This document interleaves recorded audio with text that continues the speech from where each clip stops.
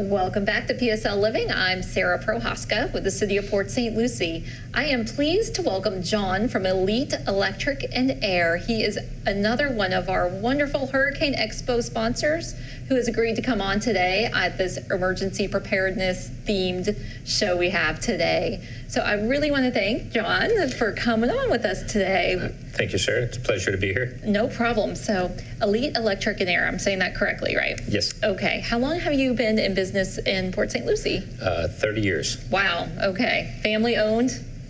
Yes. Yeah. And you told me you've lived here since you were 8 years old.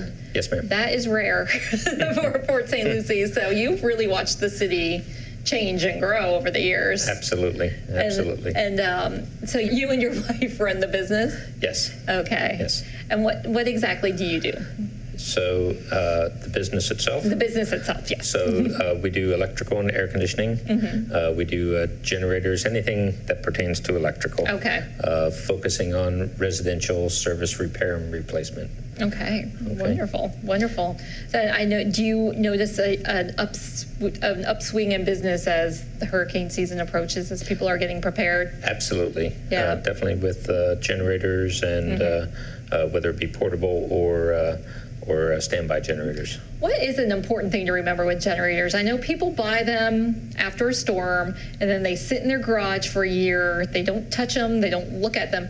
What are some of the things they should be doing throughout the year to maintain them so when a storm comes, it'll turn on? So that's in reference to a portable generator. To a portable generator, yes. So just the general maintenance, just like it was a lawnmower, you would want to start it up certainly every month or every other month, and keep it just generally maintained. Okay. So that's part of it. With the portable generators, some folks, they use just extension cords, so to check to make sure they have good extension cords and stuff of that nature. Okay.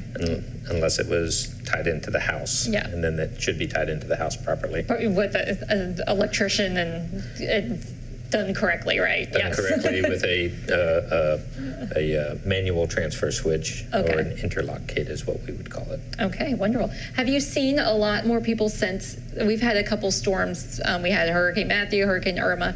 Have you seen more people interested in those generators, the permanent generators for their homes? Absolutely. There's been a big, I don't want to say, like an influx of calls for people.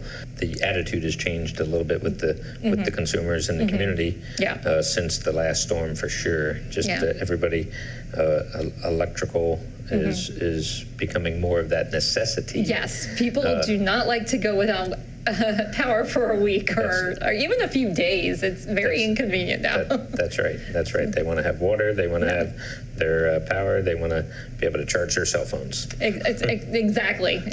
So just even a portable generator can help you get your, keep a refrigerator plugged in so your food doesn't go bad, and you can charge your phones, and you can run usually a TV or something. But that is correct. At least have the the little conveniences that we're used to in the aftermath of a storm, because sometimes sometimes we don't know how big. If we get hit with a huge one, it could be devastating and weeks before power comes back on. So that's correct. These are very important things to consumers now. Florida Power & Light's been doing a good job of replacing and upgrading stuff. So. Yeah, I do have to give FPL a plug because they've hardened a lot of their infrastructure, and it is, compared to Francis and Jeanne, which I was around for in 2004, that was a very different experience to Irma. So as far as power outages in Port St. Lucie, so it's definitely made major improvements, I think.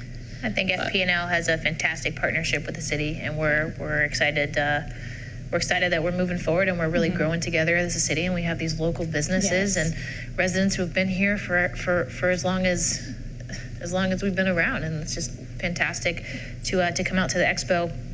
Now, you've been doing this much longer than I have as far as attendance to the expo. I know that you said that you've been there from the beginning. Can you tell us and residents who are watching today a little bit about what you've seen from the expo in the past and why it's important for them to come out? Sure.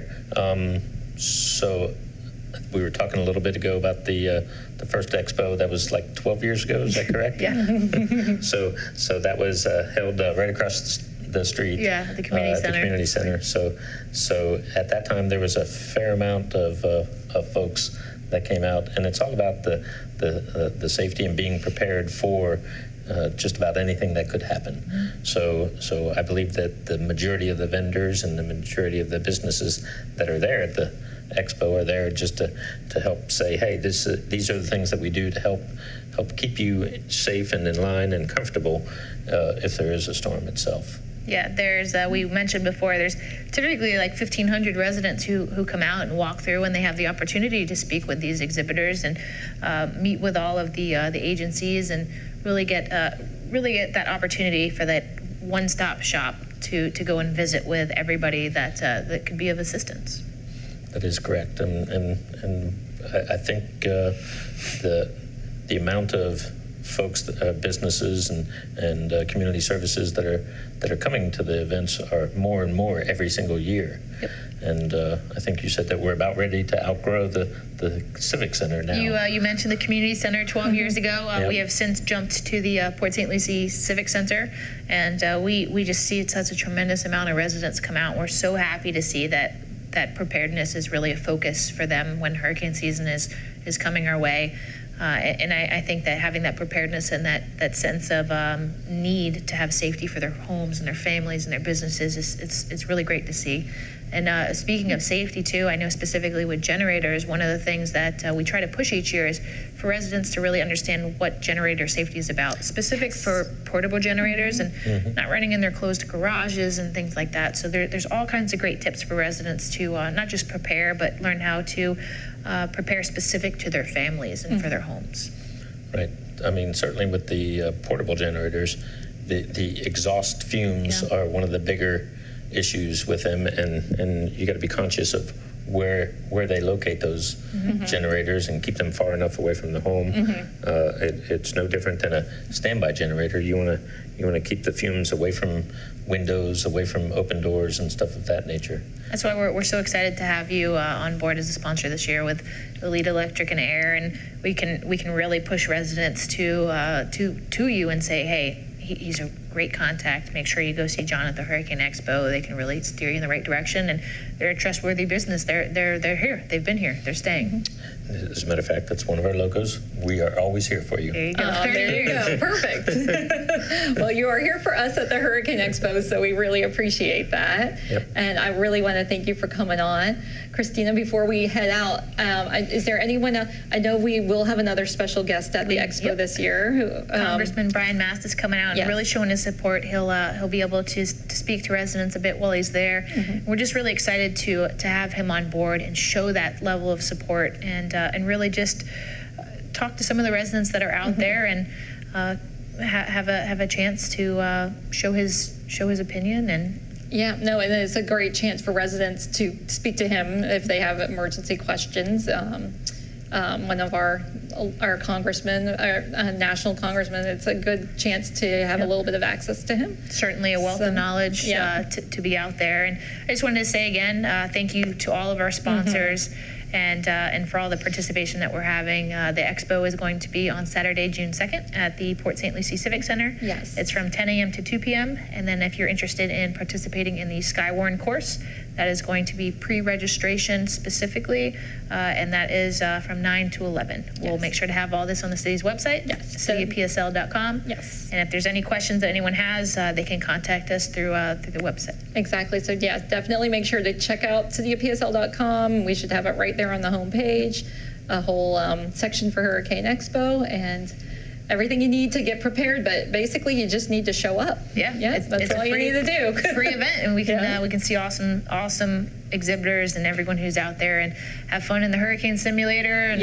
And I'm excited. Get some raffle prizes and a T-shirt, all of that. Thank you so much for coming out. Can I be the first? You could be the first. There you go. You got to save a spot now. Thank you, John, for coming out. First. My pleasure. All right, thank you so much, John. I really appreciate you coming on. Thank you, Christina, for all your information that you've shared with us throughout the show today. And we will see both of you at the Hurricane Expo, and we hope to see lots of residents out there with us. All right, and thank you so much for joining us on this episode of PSL Living. Once again, check the website for any information regarding Hurricane Expo. And we appreciate all our guests for being here today. Thank you.